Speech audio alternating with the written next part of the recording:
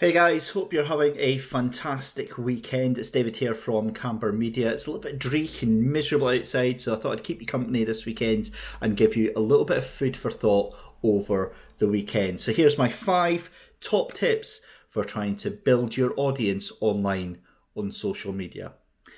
Tip number 1 would be to be consistent with your output, and that doesn't mean you have to post 3, 4, 5 times a day, but you do have to try and at least post once a week at the very minimum.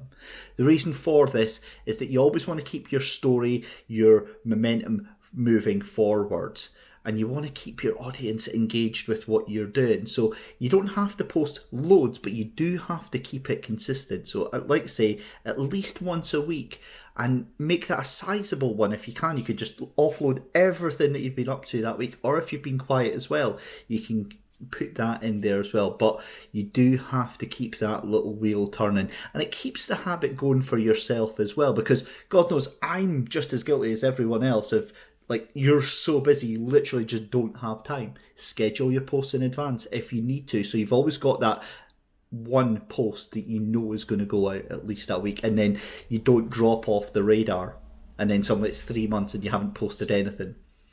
My second tip would be to document everything.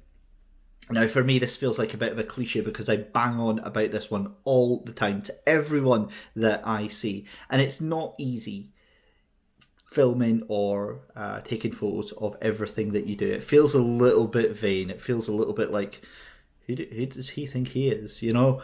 But you have to, because you're trying to engage your audience. And, you know, it'll come into the point I'm going to make next anyway, but you really need to try and take photos and videos of everything that is going on with regards to your motorsport career or even your business or whatever you're trying to sell. It makes it so much easier. You're giving yourself so much more that you can work with in terms of content. You can make audio clips, you can make video clips, you can make little inspirational, motivational quotes if you so see fit. But in the sort of main thinking of it, in the main point that I'm trying to make is that it gives you content that you can work with. Point number 1, it makes it easier to post, because you've got more content there that you can possibly use. And you might not use everything that you do. You might not use all the photos. You might not use all the videos, but it also gets you comfortable and it gets you into a routine of actually doing that stuff, of actually taking the photos and actually documenting everything that is going on. And that brings me on nicely to point number 3, which is you're wanting to sell the journey, not the destination. So, for instance, my main focus with this is through Camber, is through racing drivers and helping them progress their career. But I also do work with a lot of local businesses as well.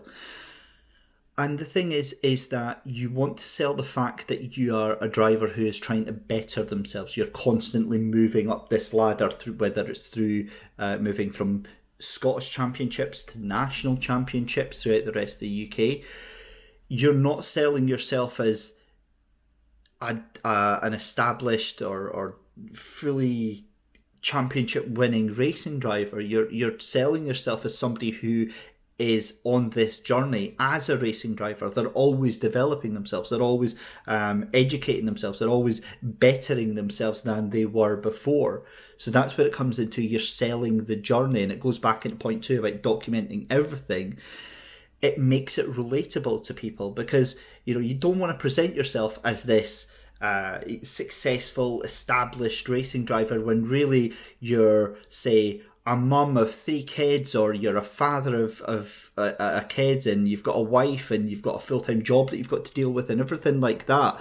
People are going to want to hear about that story. People are going to want to hear about how you managed to fit that all in and be a racing driver and succeed in doing what you do. That's where people are going to connect with you on a very natural level.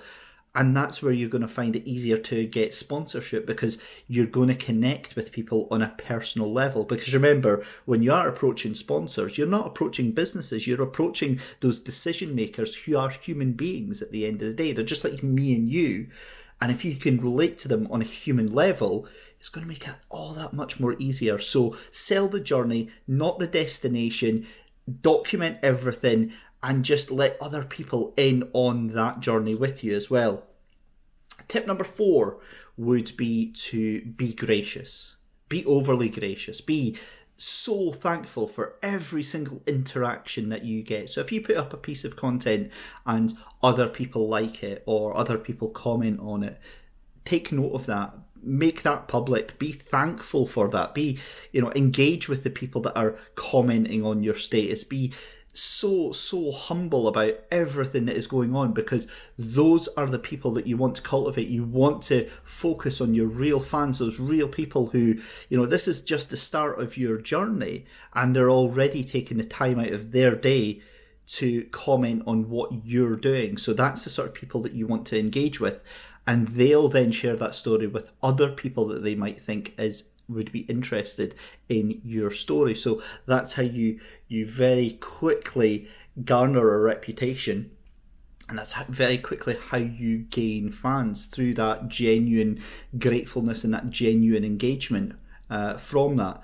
Because let's face it, nowadays it's not about having the most amount of likes and the most amount of followers. And this all started from a question that was asked on my Facebook page a couple of weeks ago.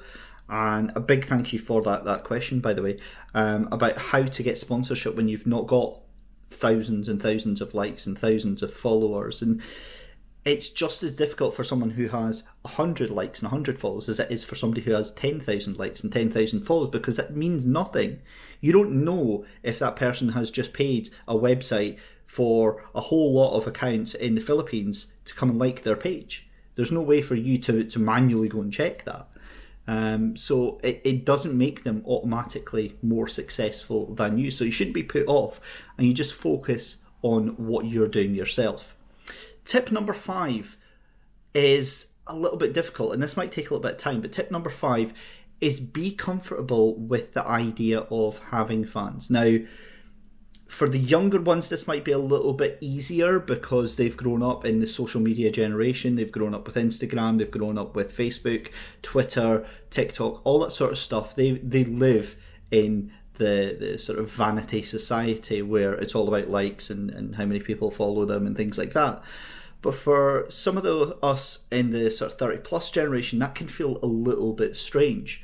And especially mixed in with the fact that we're Scottish and we're very, very down on ourselves naturally, it doesn't come easy when you think of people actually following you and people being your fan.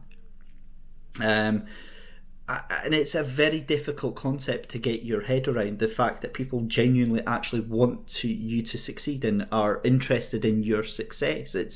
It doesn't add up, and it's very, very difficult, but it's one of the most self-limiting factors that you will come across, is the fact that you're sabotaging your own success because you're like, well, no, I don't really like the idea of, it makes you feel a little bit self-inflated, a little bit vain, a little bit above your station. It goes into that article that I posted during the week, that we really feel uncomfortable with getting above what we believe is our station, or what others make us believe is our station, and putting our head above that parapet. So just take a little step back and think, in the long term, where I want to go, I'm going to likely have people that want to follow in my story, that want to follow in my success. So that's what fans are. So be comfortable with that, and be okay with people wanting to know more about you, and let people in, because that's where you're going to find it easier, not easy, easier to get sponsors and partners on board with you.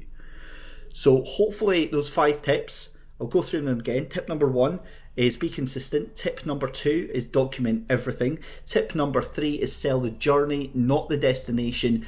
Tip number 4 is be thankful. And tip number 5 is be comfortable with the idea of having fans. Hopefully those tips are of some use to you. Maybe they're not, but I just wanted to make a video and get it out there. Thank you very much for watching, guys. Remember, if you do have any questions whatsoever, if you've got anything that you're unsure about, if you've got anything that you're maybe thinking about doing for next season but not sure how it's going to work out or whatever, get in touch.